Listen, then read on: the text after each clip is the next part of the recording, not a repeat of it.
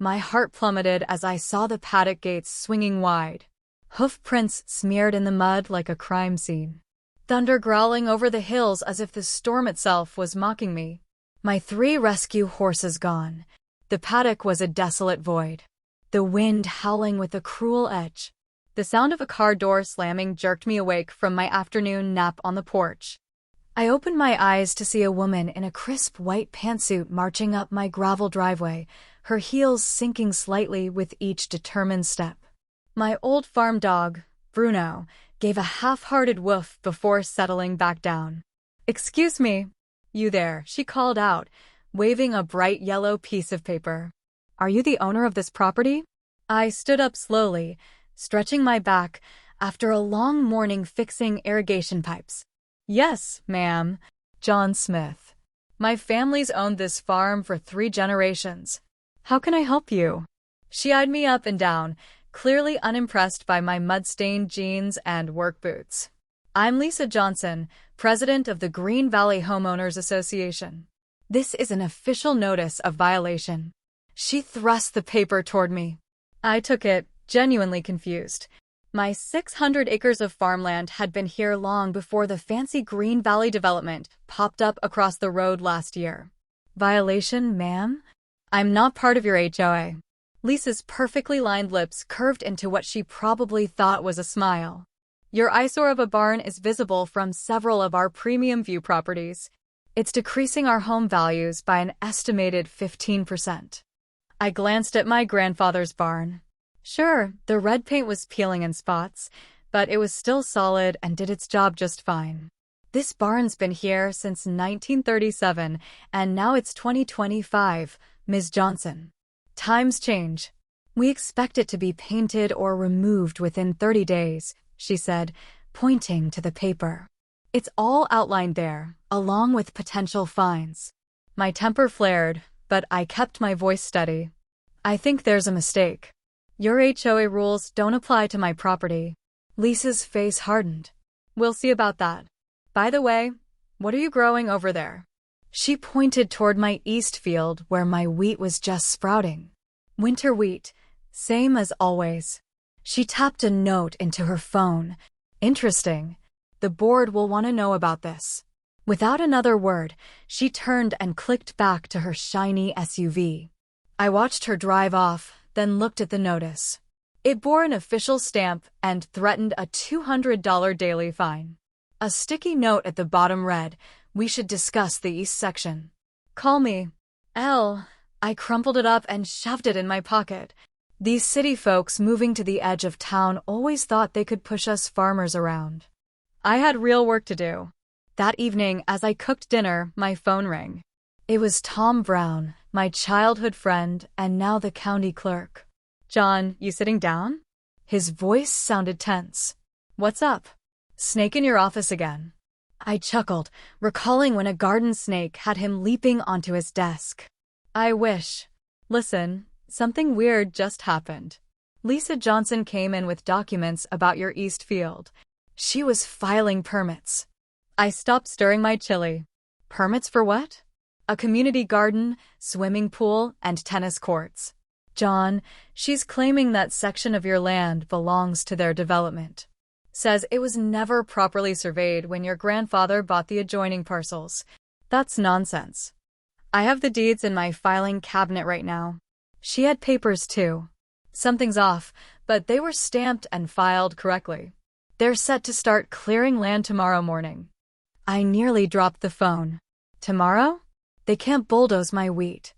I've got almost 50 acres planted there." I tried to stall it, but she had all the right signatures. "Something's not right, John. Find those deeds tonight." After hanging up, I rushed to my office, a corner of the living room where I kept farm paperwork. I yanked open the metal filing cabinet my father had organized before he passed. My fingers trembled as I flipped through folders. There it was, the 1937 deed, plus parcels my grandfather bought in the 40s and 50s. Spreading them out on the kitchen table, I studied the property lines. Everything looked in order, just as it had been for decades. The east field was clearly ours. But then I noticed a survey from 5 years ago, done when I'd considered selling a small parcel but backed out.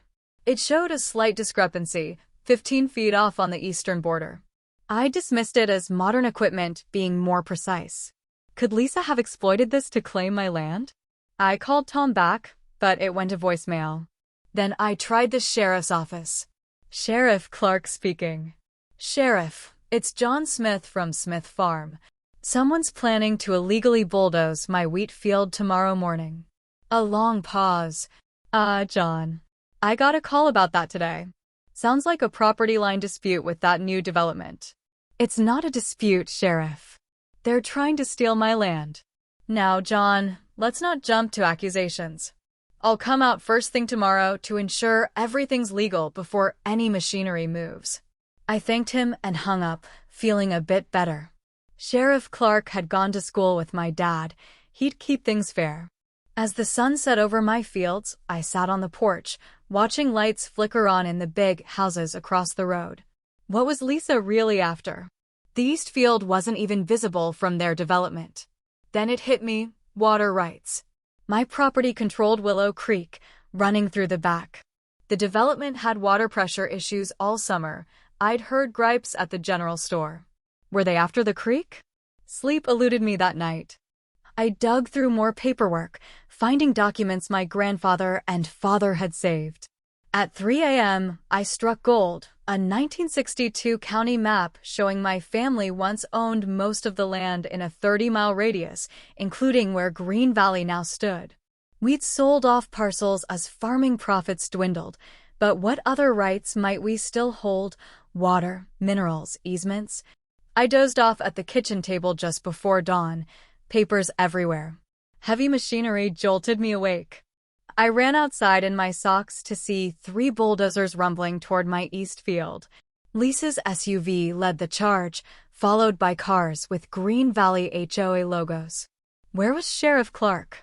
I grabbed my phone to call him, but before I could dial, a bulldozer smashed through my fence and into my wheat field.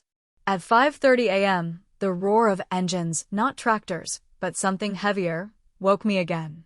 Heart pounding, I threw on boots and raced outside in my pajamas. 3 massive yellow bulldozers were tearing up my wheat field. Golden stalks my family had planted were being uprooted and piled like garbage. My stomach sank. Those crops were meant to feed hundreds. Stop! I yelled, running toward them, arms flailing. The operators couldn't hear me over the engines. Then I saw them, Lisa Johnson and 5 others in matching Green Valley HOA polos, standing by a white SUV, sipping coffee from travel mugs, watching the destruction like it was entertainment. I stormed over, mud splashing my pajama pants. What the hell are you doing? This is my land. Lisa turned slowly, as if surprised to see me on my own property. Her perfect blonde bob didn't budge as she tilted her head. Good morning, she said sweetly, like we were chatting over coffee. We're addressing the neighborhood eyesore situation. The board voted unanimously. I pointed at the bulldozers. Tell them to stop. Those are my crops. Lisa sighed, like I was a kid who didn't get it. Actually, county records show this section was never properly registered to your family. It's been community land for decades. She pulled a folder from her tote bag, flashing a property map with red lines splitting my land in half. That's impossible, I said. My grandfather bought all 600 acres in 1937. I have the deeds. These are the official records, she smiled, snapping the folder shut before I could study it. We're building something beautiful, a community garden with raised beds, a meditation labyrinth, and a koi pond. Property values will rise at least 8% once this mess is gone. The man beside her, David White, whom I recognized from their brochures, nodded eagerly. We've sold sponsorship benches to 15 families. Construction starts next week. Hands shaking, I called the sheriff's office. As it rang, I watched in horror as the bulldozers plowed deeper, destroying more crops. You can't do this. I shouted over the noise. This is theft. It's progress, Lisa corrected, turning to murmur to a woman with an iPad. They all laughed. Sheriff Clark picked up on the 4th ring. I explained frantically. They're destroying my crops right now. I need officers here. A long pause. I get that you're upset, he said cautiously, but the system shows this as a civil property dispute. We can't intervene without a court order. What? They're trespassing and ruining my property. Records I'm seeing say the property lines are unclear, he said slowly. Get a lawyer. His hesitation chilled me. Sheriff Clark knew my family. Why was he acting distant? I'll come by later for a report, he added, hanging up before I could argue. I looked up to see Lisa smirking, knowing how the call went. Everything okay? She asked innocently. The sheriff's coming, I lied, trying to sound sure. Wonderful. He can see our permits, she said, handing me a stack of papers. Approved by the county last month. We try to tell you at the neighborhood meeting, but you never show up, do you? Because I don't live in your neighborhood. I yelled, face heating up. I've lived here my whole life. My grandfather built that barn in 1932. And it's been dragging down property values ever since, David cut in, checking his watch. We've got a 9 o'clock meeting. You good here, Lisa? Perfectly fine, she assured him as the others drove off. Lisa turned to me. Change is tough, but progress is inevitable. Suburbs are growing, and farming doesn't fit the community vision anymore. I stood speechless as a bulldozer ripped through my father's 30-year-old irrigation system, water spraying everywhere. That's enough for today, Lisa called to the operators, glancing at her watch. We'll resume tomorrow. The bulldozers retreated, leaving deep scars in my ruined field. 6 acres of wheat, a fifth of my income gone. This isn't over, I said, voice trembling with fury. Lisa touched my shoulder. I jerked away. It actually is, she said. But we're reasonable. Surrender the disputed acreage, and we won't bill you for today's clearing. She walked to her car, pausing as workers pounded a sign into my soil, future home of Green Valley Community Gardens and Wellness Center. As she drove off, Tom Brown's truck screeched up my driveway. He leapt out, pale. I just heard. Came as fast as I could, he said, staring at the wreckage. This is insane. How'd they get permits? Someone at the county helped them, I said, a cold realization sinking in. But who? And why? Tom shook his head. I don't know, but I saw surveyors at your north field on my way here. Green Valley logos on their truck. My blood ran cold. They're not stopping here. We need to figure out how they faked those records, Tom said. If they can do this to you, they can do it to anyone. Back inside, I went to my grandfather's study. Behind a painting of our farm was a safe I hadn't opened in years. Inside were original deeds, surveys, and maps from when my great-grandfather settled this county. What I found fueled my rage and resolve. Lisa and the HOA had no clue who they were messing with. By tomorrow, they'd regret stepping on my land. Sleep was impossible. The image of my ruined field haunted me. At dawn, I called Tom. I need every document on the Pinecrest Estates development. Everything. That could take weeks, he said. By noon, 3 hours later, I was buried in county records at Tom's office, coffee cold. My hands shook as I sifted through 1920s folders. Found something. Tom called from his computer. The original survey when your great-grandfather parceled out the county. Look who signed it. The signature made my heart race. Judge William Whitfield, Lisa's great-great-grandfather. He knew the exact property lines, Tom confirmed. My phone buzzed. The HOA was holding an emergency meeting tonight about Phase 2, more of my land. At home, I dragged a trunk from the attic, full of my grandfather's papers. Inside, a leather folder read County Water Rights. I read it thrice to be sure. The water lines feeding Pinecrest Estates ran through my land, with strict easement conditions. I called my college roommate, Sandra, now a city lawyer. How fast can you get here? What's wrong? She asked. I'm about to take on 200 angry homeowners. That evening, the Green Valley HOA meeting room was packed. Lisa stood up front in a blue blazer, tapping her nails. I slipped into the back row, unnoticed. These renderings show Phase 2, Lisa said, pointing to posters. We'll turn another 10 acres of that ugly farmland into a tennis complex and trails. The crowd clapped. A man in golf clothes asked, "What about the farmer? Won't he complain?" Lisa waved it off. "Our legal team says that land was improperly registered decades ago. It's ours now." My blood boiled, but I waited. "With the tennis complex, property values will jump 15%, Lisa beamed. "Bulldozers start Monday." When she opened the floor, I approached the mic. The room hushed. "Good evening," I said. "I'm the farmer whose land you bulldozed yesterday and plan to take Monday." Lisa's smile stiffened. "Sir, this is a private." "Before you proceed," I cut in calmly, "I'm John Smith. My great-grandfather founded this county in 1901. We've farmed here over a century." I placed a yellowed map on the projector.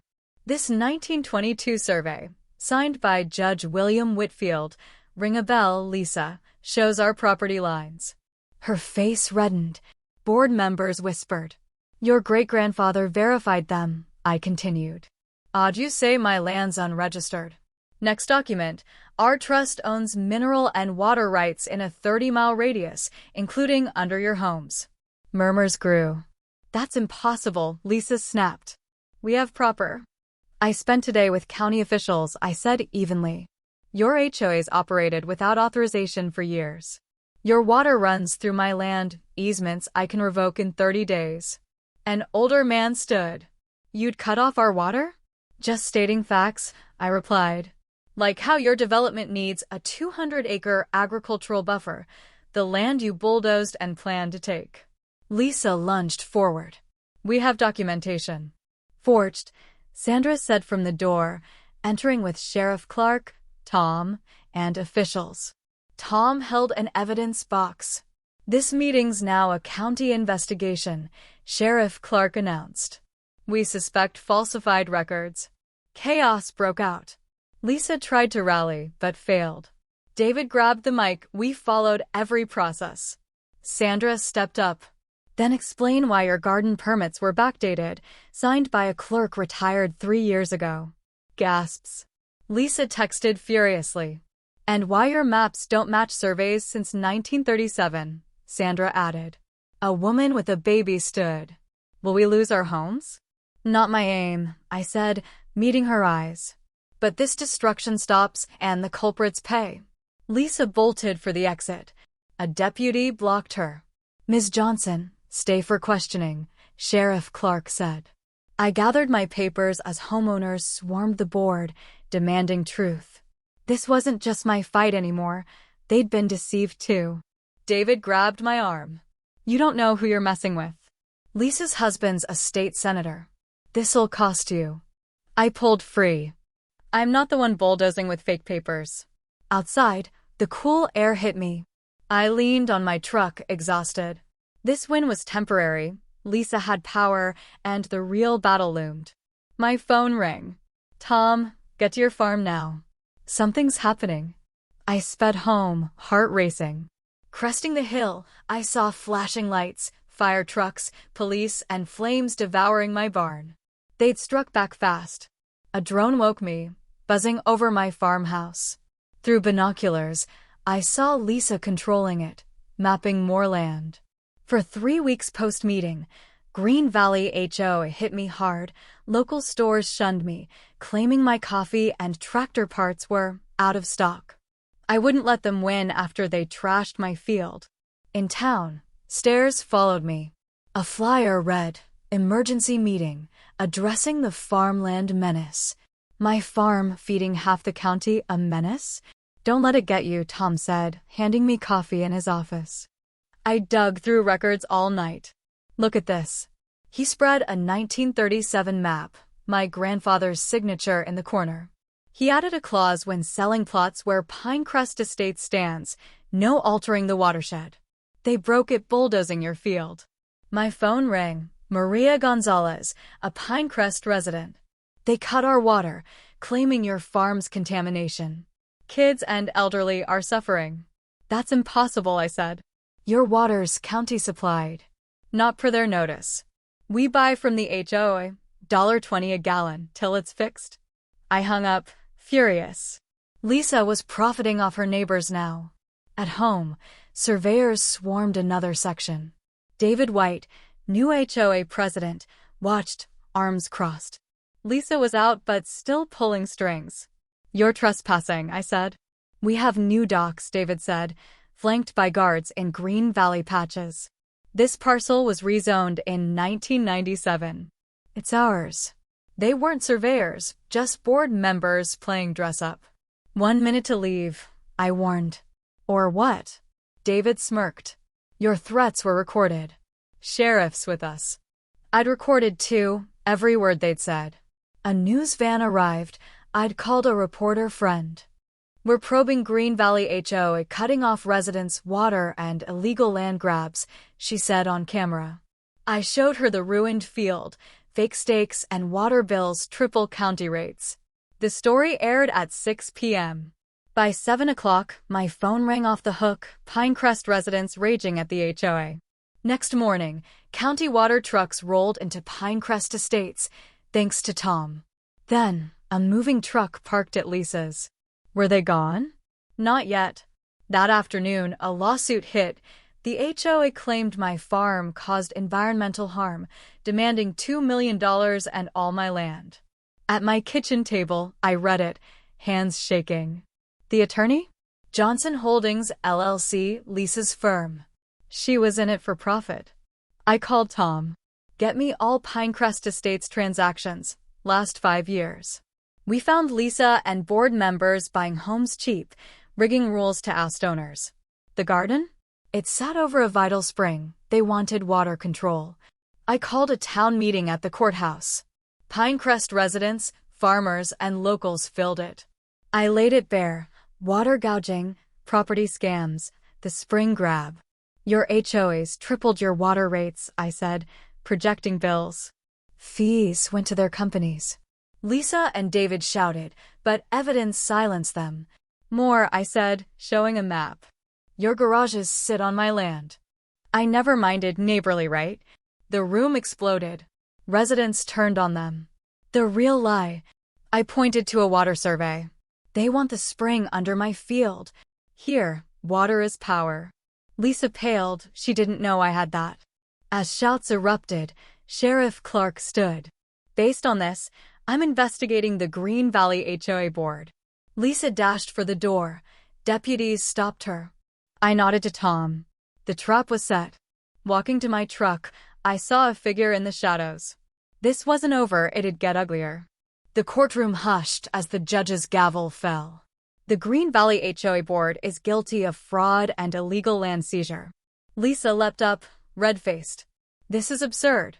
My husband's a—" "Ms. Johnson," the judge snapped, "you face criminal charges and a $50,000 fine. One more word, it's contempt." Outside, news cameras swarmed. "How's it feel to beat the HOA that tried to steal your farm?" a reporter asked. "It's not just my win," I said. "It's for every homeowner they bullied with fake rules and fees." A week later, flyers hit Pinecrest mailboxes, exposing Lisa's luxury condo buys with HOA cash. By night, neighbors demanded a new board. Maria, the new president, visited me. "We know the water scam truth. We'll fix this."